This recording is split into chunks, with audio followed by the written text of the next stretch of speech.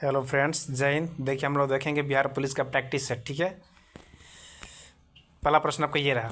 पूछ रहा है कि किस व्यंजन के उच्चारण में जीभ यानी तालु से नहीं टकराएगा। मतलब हम कोनो वर्ण बोलेंगे ना, वो जाकर हमारे तालु से नहीं टकराएगा। ये कह रहा है टकराएगा नहीं, नहीं टकराएगा। तो देखिए ऑप्शन ए में दिया है, ऑप्शन 1 में दिया है च। तो च बोलिएगा तो च बोल कर देखिए, तालु से टकरा रहा है, हाँ तालु से च टकरा रहा है, यानी ये टकराएगा। ये नहीं पूछ रहा है। ये भी तालु से जाकर ऊपर टकरा रहा है, ये भी सही है।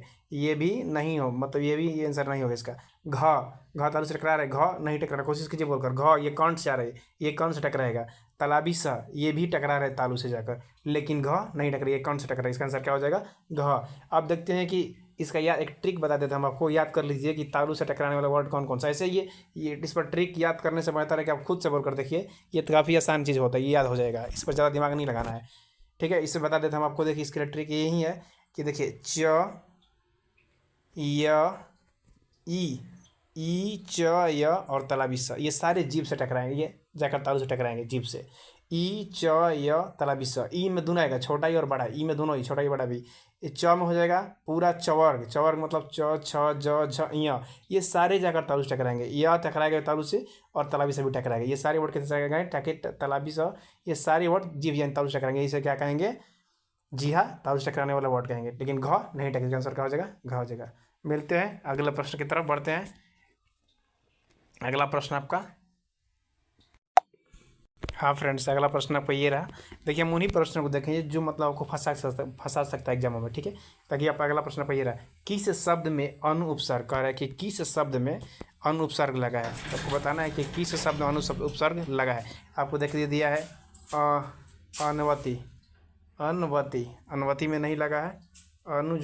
अनुजोड़ वती, अनवती में ये अनुपसर्ग लगा। ये पूछ रहा है कि नहीं लगा है, इसका अनुवती में अनुपसर्ग लगा है। ठीक है, अन्वेषण, अनुजोड़ वेषण, अन्वेषण में भी अनुपसर्ग लगा हुआ है। अनुज्ञा, अनुजोड़ अज्ञा, इसमें भी लगा हुआ है, इसमें भी लगा हुआ अनुपसर्ग, इसमें भी लगा हुआ है। लेकिन अनजोड़ अंत, अनजोड़ अनंत, ये होगा अनंत, इसमें अनुसव नहीं लगी। इसका आंसर हो जाएगा ऑप्शन नंबर 3। ठीक है, बढ़ते हैं अगले प्रश्न की तरफ। अगला प्रश्न देखा आपका।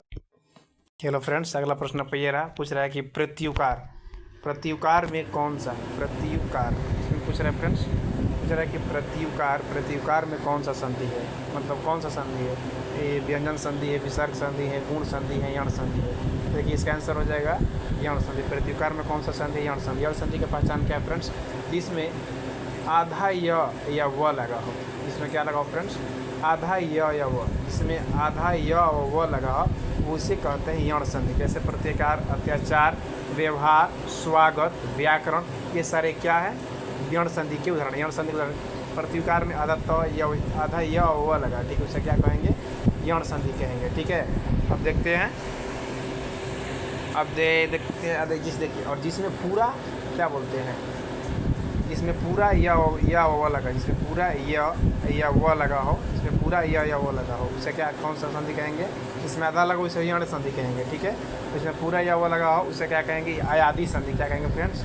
आयादी संधि उसे कहेंगे। जैसे इसका एग्जाम्पल हो जाएगा, इसका एग्जाम्पल हो जाएगा आपका खलनायक, खल जोड़ नायक, ना आ रहा है ना, खलनायक, या आ रहा है पूरा या व लगा हो, फिर आपका हो जाएगा खलनायक हो गया, नायक हो गया। ये सारे क्या हो गए? ये आयादी संधि के उदाहरण हो गए। ठीक है, बढ़ते हैं अगले प्रश्न की तरफ। अगला प्रश्न आपका,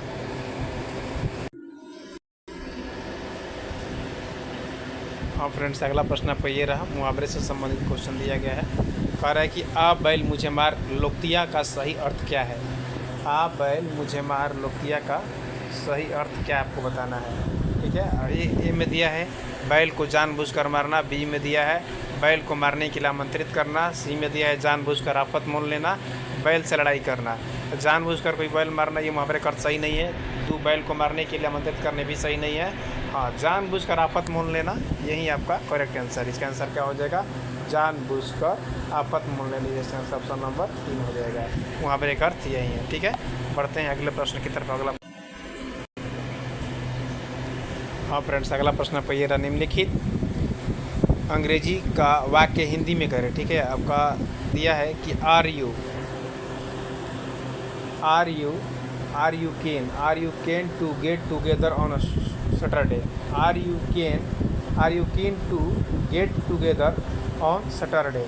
अब सब आपको बताना है कि आपका option A B C D यानी 1 2 3 4 करके दिया है। क्या आप शनिवार को एक साथ आने के इच्छुक हैं, होगा कि आप शनिवार को एक साथ आ सकते हैं, होगा कि आपके शनिवार को एक साथ आना चाहिए, कि आप शनिवार को एक साथ नहीं आएंगे। तो जाहिर सी बात है कि जहाँ भी आर यू दिया है तो नहीं तक जरूरी भर दे दिया है, तो क्या हो जाता है, क्या का से नहीं आर लग जाएगा। इसमें क्या का सिर्फ एक ही स्पेलिंग दिया है, यहाँ पर आप दिया, लेकिन क्या करिए आर हो गया, तो ऑप्शन नंबर हो जाएगा ये, यही सब पहचान है ऑप्शन नंबर ए। क्योंकि इसमें क्या के लिए कोई शब्द ही नहीं दिया, क्या की सिर्फ एक ही वर्ड है, इसीलिए इसका आंसर आसान हो जाता है, ऑप्शन नंबर ए हो जाएगा। ठीक है, मिलते हैं अगले प्रश्न की तरफ बढ़ते हैं। अगला प्रश्न आपका ये रहा कि किस पूछ रहा है कि किस क्रमांक, कह रहा है कि किस क्रमांक का शब्द सर्प का पर्यायवाची शब्द नहीं, मैंने सर्प का मैंने सांप का पर्यायवाची शब्द नहीं है, कुरंग नहीं होगा, कि पनंग नहीं होगा, कि ब्याल नहीं होगा, कि अई नहीं होगा। तो इसका आंसर हो जाएगा ऑप्शन नंबर ए कुरंग। कुरंग सांप का पर्यायवाची शब्द नहीं है। ठीक है, कुरंग हिरण का पर्यायवाची शब्द किसका है, हिरण का।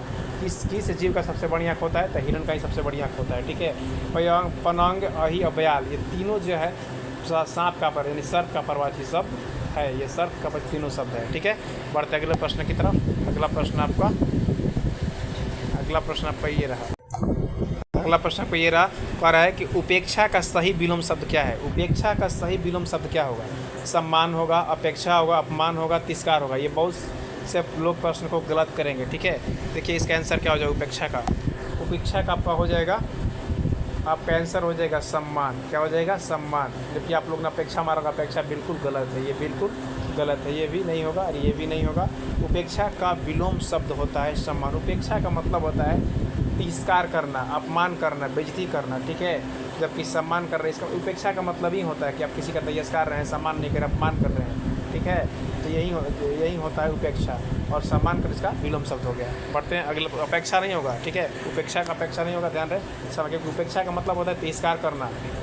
ठीक है, बढ़ते अगले प्रश्न की तरफ। अगला प्रश्न हाँ फ्रेंड्स, अगला प्रश्न आपका ये रहा, कह रहा है कि किस कर्म में सकर्मक क्रिया नहीं है। आपको यही बताना है कि किस कर्म में सकर्मक क्रिया नहीं है। ठीक है, देखिए सकर्मक क्रिया में एक पहचान यही है जिसमें क्या और किसे लगा, क्या का और किसे का अर्थ निकले, जिस वर्ण से क्या और किसे अर्थ निकले उसे कहते हैं सकर्मक क्रिया। जैसे मान लीजिए सोहन ने रोटी खाई, कह रहा कि नहीं है, सकर्मक क्रिया ने हमको ढूंढना है कि किस में नहीं है, बाकी सब एक 4 3 में नहीं होगा। सोहन ने रोटी खाई, देखिए इसमें आ गया ना, जहाँ भी क्या और किसे लगा रहा है, जहाँ भी क्या और किसे वर्ड लगा रहा है उसमें सकर्मक क्रिया होगा। जैसे सोहन ने रोटी खाई तो सोहन ने क्या खाई, यहाँ पर अर्थ निकला, सोहन ने क्या खाई तो रोटी, इसमें सकर्मक क्रिया है, इसमें सकर्मक क्रिया है।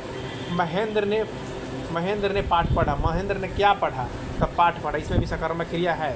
रणधीर बहुत देर से टहल रहा है, देखिए इसमें सकर्मक क्रिया नहीं है, क्योंकि इसमें क्या और किस आई, रणधीर देर से टहल रहा है, तो मतलब क्या टहल रहा है, ये कोनो शब्द नहीं बन रहा है, किसे टहल रहा है, यहाँ पर शब्द नहीं है। जबकि उसने कृष्णा को बुलाया, तो किसको बुलाया, तो कृष्णा को बुलाया, यहाँ पर भी इसमें भी सकर्मक क्रिया है, इसमें भी सकर्मक क्रिया है, इसमें भी सकर्मक क्रिया, इसमें भी सकर्मक क्रिया, लेकिन ऑप्शन नंबर 3 में सकर्मक क्रिया नहीं है। रणधीर ने बहुत देर से टहल रहा है, लेकिन क्या और किसी यहाँ पर अर्थ नहीं है, इसलिए सकर्मक क्रिया की पहचान नहीं है, इसका हो जाएगा ऑप्शन नंबर 3। मिलते हैं अगला प्रश्न की तरफ, बढ़ते हैं अगला प्रश्न। हाँ फ्रेंड्स, अगला प्रश्न पर ये रहा, कह रहा है कि बिहार में शास्त्रीय, क्या पूछ रहा है फ्रेंड्स, पूछ रहा है कि बिहार में शास्त्रीय संगीत के कितने रूप विशेष रूप से प्रचलित रहे हैं। बिहार में शास्त्रीय संगीत के कितने रूप विशेष रूप से प्रचलित रह रहे हैं। ठीक है, ऑप्शन नंबर ए 2 3 4 क्लियर कर दिए, इस ऑप्शन हो जाएगा ऑप्शन नंबर 3। देखिए कौन कौन है, इसमें ध्रुपद है, इसमें कौन सा है, ध्रुमपद है, फिर इसमें ध्रुपद, इसमें ख्याल आता है, और तीसरा है ठुमरी। ध्रुमपद, ख्याल, ठुमरी बिहार के शास्त्रीय संगीत 3 है। शास्त्रीय संगीत कितने बिहार के, 3। कौन कौन, ध्रुमपद है, ख्याल है और ठुमरी है। ठीक है, मिलते अगले प्रश्न की तरफ। हाँ फ्रेंड्स, देखिए अगला प्रश्न आपका इंग्लिश का ये रहा, आपको बताना इसका आंसर क्या होगा। ठीक है, देखिए आपका प्रश्न है, यू वास्टेड योर टाइम, क्या दिया है, यू वास्टेड योर टाइम। इसका आंसर कह रहा है, इसका नेगेटिव सेंटेंस आपको बताना। ये कह रहा है कि तुमने अपना समय बर्बाद किया, इसका अपोजिट बताइए, इसका नेगेटिव सेंटेंस बता दीजिए, इसका नेगेटिव सेंटेंस क्या होगा, तो बताइए कि होगा, you not wasted your time होगा, you did not wasted your time होगा, कि you wasted your not time होगा, you do not wasted your not time होगा। देखिए जहाँ भी ये निगेटिव सेंसेस के बाद वहाँ पर डिड नॉट लग जाएगा। अफर्मेटिव सेंटेंस में नेगेटिव होना तो डिड नॉट का प्रयोग होगा, डिड नॉट। यहाँ क्या हो जाएगा, you did not vast your time. ठीक है, मिलते हैं नेक्स्ट अगले प्रश्न की तरफ बढ़ते हैं। हाँ फ्रेंड्स, अगला प्रश्न आपको ये रहा पूरा है कि सिलेक्ट योर एंटोनिम्स। आपको एंटोनिम्स बताने, इसमें एंटोनिम्स क्या होगा। ठीक है, आपको पूछ रहा है कि इसका एंटोनिम पूछ रहा है, आपको पूछ रहा है एंटोनिम्स। आपको सेलेक्ट योर एंटोनिम्स। हरी, हरी का मतलब होता है जल्दी जल्दी। हरी का मतलब क्या होता है, हरी अप, मतलब जल्दी जल्दी यहाँ आओ। हरी अप नहीं होता, हरी अप, जल्दी जल्दी यहाँ आओ। देखिए, वॉरी का मतलब होता है चिंता। वॉरी का मतलब होता है एंटोनिम, ऐसे उल्टा बताना है। वॉरी का मतलब होता है चिंता, ये तो होगा नहीं, ये तो होगा नहीं। सॉरी का मतलब होता है माफ़ करना, ये भी नहीं हुआ क्योंकि हॉरी का मतलब जल्दी होता है। सॉरी का मतलब होता है माफ़ करना। ठीक है, इनेबल का मतलब होता है योग। इनेबल का मतलब क्या होता है, योग्य होता है। ठीक है, ये तो ये एक नहीं हुआ, तीन नहीं हुआ और चार भी नहीं हुआ। इनेबल का एबल का मतलब होता है, एबल का मतलब होता है धीरे धीरे। क्या होता है फ्रेंड्स, धीरे धीरे। ये जल्दी कर रहा है, ये धीरे धीरे। इसका आंसर ऑप्शन नंबर 2 एबल हो जाएगा। हॉरी का एबल, हॉरी का एंटोनिम्स क्या होगा, एबल होगा। ठीक है फ्रेंड्स, मिलते हैं नेक्स्ट प्रश्न की तरफ। हाँ फ्रेंड्स, अगला प्रश्न आपका ये रहा, कह रहा है कि find the plural among the following. इसमें प्लूरल बताना है कि इसमें प्लूरल कौन सा है, इसमें प्लूरल कौन सा है। ठीक है, बाकी 3 सिंगुलर एक प्लूरल है, तो आपको प्लूरल छाटना है। ठीक है, देखिए आपको बताते, देखिए न्यूज़ आपको दिया है, तो न्यूज़ हमेशा अपने आप में क्या होता है, सिंगुलर होता है। न्यूज़ हमेशा क्या होता है, पेपर हमेशा सिंगुलर होते हैं। मैथमेटिक्स जितने भी बुक्स हैं और उस सबका क्या होता है, मैथमेटिक्स, ये भी क्या है, सिंगुलर। क्या है, सिंगुलर्स है। फिजिक्स ये भी बुक्स है, ये भी क्या है, सिंगुलर है। जितने बुक्स क्या होता है, सिंगुलर्स होते हैं। न्यूज़ क्या होगा, सिंगुलर। मैथमेटिक्स बुक्स हो गया, फिजिक्स बुक्स हो गया, ये क्या होगा, सिंगुलर्स हो गया। शॉर्ट्स ये क्या होगा, प्लूरल हो गया। शॉर्ट्स का मतलब ये शॉर्ट्स टीवी देखना शॉर्ट्स नहीं। शॉर्ट्स का मतलब होता है छोटा, मतलब छोटा कपड़ा, मतलब जैसे कि हो जाएगा हाफ पैंट, हाफ पैजामा, ये सब हो गया।